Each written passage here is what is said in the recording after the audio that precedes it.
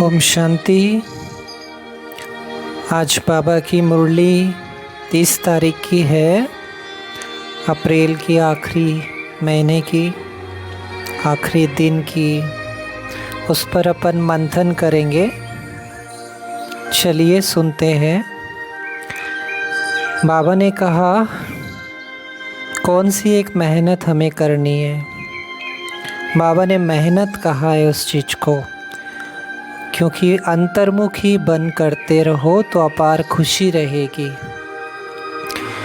अंतर्मुखी मतलब आप अपने अंत के स्वरूप में, अपने जैसे भक्ति में जो सन्यासियों को दिखाते हैं ना, गुफा के अंदर में चले जाते हैं, इस दुनिया से डिस्कनेक्ट हो जाते हैं। लेकिन हमें इस दुनिया में रहना है, लेकिन अपने एक अंत में समाना है। लेकिन उसके लिए बाहर की सारी बातों को देखते हुए, सुनते हुए, आपका जो मन है आपके स्वरूप में स्थित रहे, उसको बाबा कहते हैं अंतर्मुखी। आप अपने स्वरूप में स्थित रहो, आप अपने बिंदु स्वरूप में स्थित रहो और ज्ञान का घृत रहे, और जो कुछ हो रहा है उसको साक्षी होके देखें। तो इसीलिए बाबा ने उसका उत्तर भी वही दिया कि जो जन्म जन्मांतर जो कुछ किया है, क्योंकि जब हम अपने स्वरूप में नहीं रहते हैं तो हमारी आत्मा में विचार चलते हैं। कईयों को सपने आते हैं, कईयों को थॉट्स आते हैं, कईयों को किसी की शक्ल दिखाई देती है। तो ये इसी वजह से होता है कि जो द्वापर का समय है और जो ये लास्ट जन्म से पहले, तो द्वापर में 21 और कलयुग में 42, ये जो 63 जन्म हम विकारों के शरीर में सफ़र किया, विकारी रिश्तों में रहे और विकर्म बनाए। तो वो परेशान नहीं करे। उस बीमारी से हमें बाबा मुक्ति दिलाने के लिए, शक्तिशाली बनाने के लिए ये कह रहा है कि अंतर्मुखी रहने की प्रैक्टिस करो। और उसके लिए जो बाबा ने हमें ये कहा धारणा में कि दूसरी सब बातों को छोड़ बुद्धि को चारों तरफ से हटाकर सतो प्रधान बनने के लिए अशरीरी बनने का अभ्यास करना है। क्योंकि जब आप अंतर्मुखी बनेंगे तो आपको प्रॉब्लम्स भी आएगी, क्योंकि 2500 साल की चीज़ को आप छोड़ रहे हो, जिसको बाबा कहते हैं ना माया।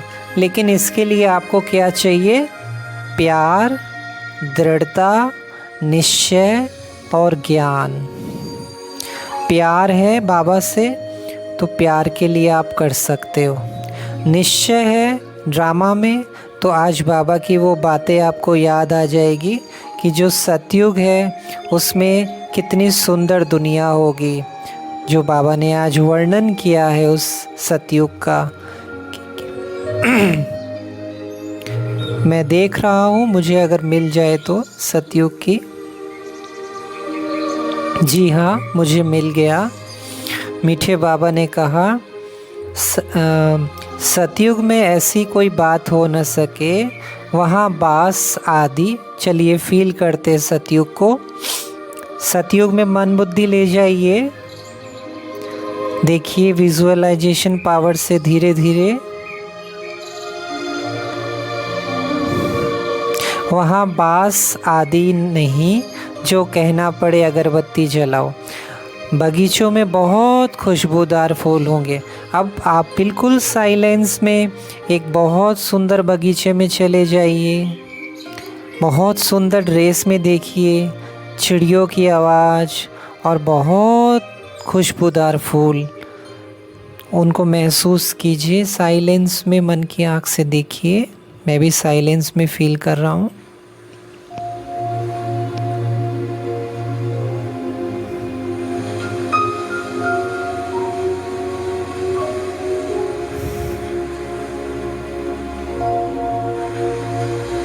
अब देखिए खुशी आई, क्योंकि निश्चय होगा तब खुशी आएगी। अब आपने वो विजुअलाइज़ किया। अब जैसे जैसे ये विजुअलाइजेशन पावर हमारी बढ़ती जाएगी, जितना आप खुद अपनी जैसे मैं आपको बता रहा हूँ, मैं तो निमित्त हूँ, जैसे मैं आपको बता रहा हूँ, तो फिर बाबा ने कितनी अच्छी बातें की। आजकल के बच्चे तो गंदे हैं, बाबा ने कहा सतयुग में ऐसी बात नहीं। बाबा ने वहाँ कहा वहाँ के फूल बहुत फर्स्ट क्लास होंगे, वहाँ किस्म किस्म की चीज़ें होगी, बर्तन सोने के होंगे, यहाँ के पत्थर वहाँ फिर सोना ही सोना, रेती में भी सोना। विचार करो कितना सोना, न गर्मी न सर्दी, वहाँ गर्मी का दुख नहीं जो पंखे चलाना पड़े। अब आप ऐसे चिंतन आप करेंगे तभी तो खुशी होगी ना। लेकिन जब हम चिंतन नहीं करेंगे तो हम कैसे बदलाव हमारे अंदर आएगा। तो जो बाबा ने आज कहा अंतर्मुखी, तो जब निश्चय होगा, प्यार होगा बाबा से अपने लिए कि मुझे बाबा ये देने आया है, ज्ञान पर होगा निश्चय, दृढ़ता होगी, तब आप अंतर्मुखी बनेंगे। तो अंतर्मुखी के लिए फिर क्या करना पड़ेगा? बाबा ने कहा अशरीरी बनने का अभ्यास। तो अशरीरी बनने के लिए आपको क्या करना पड़ेगा? आपको बैठना पड़ेगा सुबह के समय, तो आप चार्ज होते हो बाबा से, वो समय नहीं, उसमें उसके अलावा आधा घंटा से शुरुआत करो, फिर उसको बढ़ाओ 1 घंटा, फिर 1.5 घंटा, बस 1-2 महीने बाद 1.5 घंटा बढ़ा दो।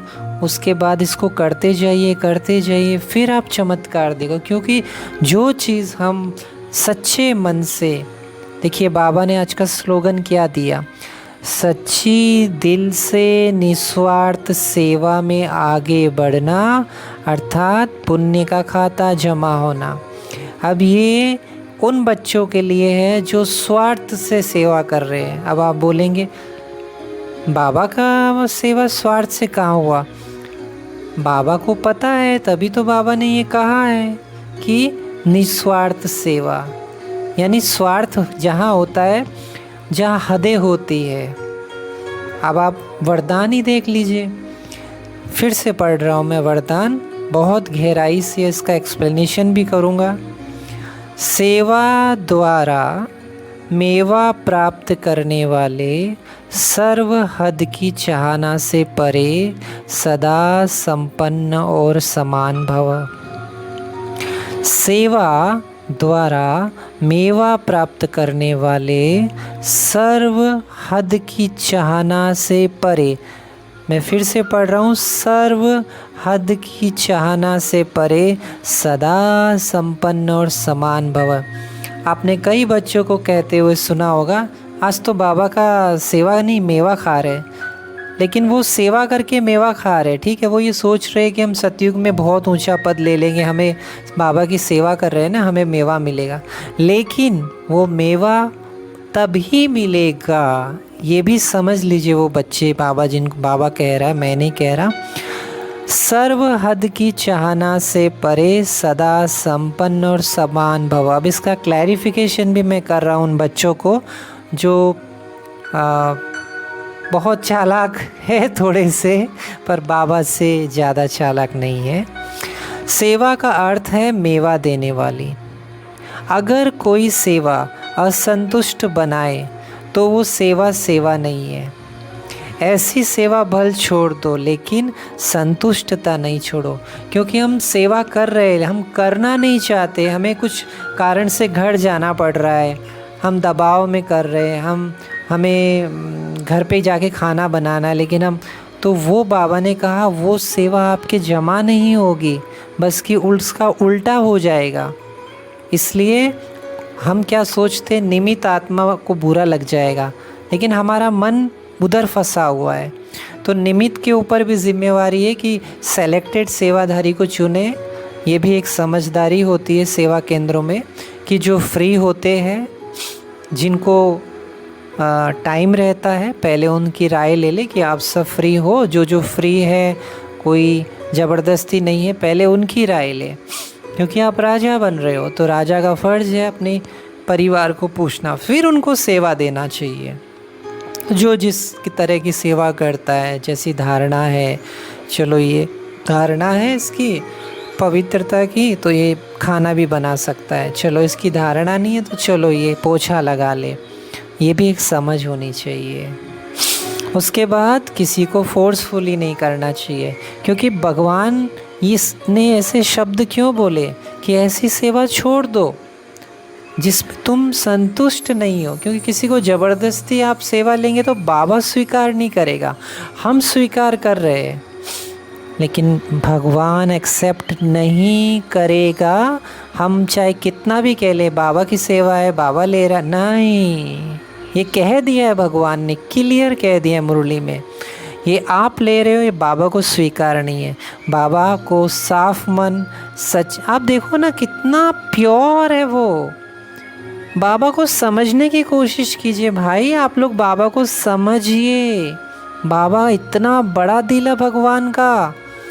हम आप खुद ही सोच लीजिए कि हम कितने बच्चे हैं, आप देखिए, आसाम, दिल्ली, बेंगलोर, कोलकाता, दिल्ली, यूपी, कितने सारे बच्चे, लेकिन बाबा को पहचानने वाले कितने, सिर्फ 8। सोचिए, क्या सब मुरली नहीं पढ़ रहे, क्या सब बाबा से नहीं मिल के आए? 9 लाख ने भी नहीं पहचाना, 8 ने पहचाना बाबा को, सिर्फ 8 ने। बाबा कैसा है, बाबा क्या है, बाबा क्या चाहता है, बाबा की फीलिंग क्या है, बाबा का ज्ञान क्या है, बाबा की वाइब्रेशन कैसी है, बाबा का बिंदु स्वरूप कैसा है। जैसे आज बाबा ने कहा आत्मा और परमात्मा किससे बने, क्या रूप है, कोई नहीं जानता, लाइट है। तो 8 पहचानते हैं, तो हम तो बहुत दूर है, मैं तो अपनी बात कर रहा हूँ। हाँ, लेकिन इतना है, प्यार है, अगर हमारे में प्यार होगा, हमारे में दृढ़ता होगी, हमारे में निश्चय होगा, हमारे में ज्ञान होगा, तो हमको ज़रूर मदद मिलेगी। तो बाबा ने कहा संतुष्टता नहीं छोड़ो। जैसे शरीर की तृप्ति वाले सदा संतुष्ट रहते हैं ना, जो शरीर की, जैसे खा लिया पेट भर के, अच्छे से पहन लिया, बस वैसे मन जो विचार है हमारे, उसकी तृप्ति वाले भी संतुष्ट होंगे। संतुष्टता तृप्ति की निशानी है।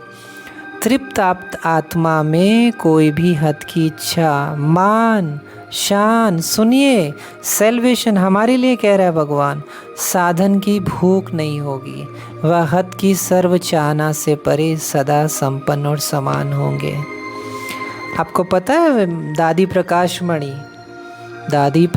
मणि के बारे में मैं बता रहा हूँ आपको, यज्ञ की स्तंभ कि शिव बाबा ने जब दादी ब्रह्मा बाबा ने शरीर छोड़ा तो किसको दिया विल, दादी प्रकाश मणि को। उन्होंने पैदल गर्मी के अंदर, इस गर्मी की बात कर रहा हूँ मैं जो ये अभी आपके भारत में चल रही है, 45-46 डिग्री, पैदल चली है, पैदल चल के लोगों को तक सेवा दी। आज हम गाड़ी के बगैर बात नहीं करते, आज हम चल नहीं सकते। अरे बाबा की सेवा क्या है, जिस सेवा में अगर मान शान नहीं है, वही बच्चों की सेवा स्वीकार होगी। ये क्लियर कह दिया भगवान ने। अगर हमारे अंदर मान है, थोड़ा सा भी शान है, तो वो सेवा स्वीकार होगी, लेकिन उसका परसेंटेज हमें नहीं मिलेगा। अब आप ये सोचते हैं कि तो बाबा जो है ना बहुत गहरा है, बाबा को समझने के लिए बहुत पवित्र बुद्धि चाहिए, इसीलिए बाबा कहता है ना कि ये सोने का बर्तन है।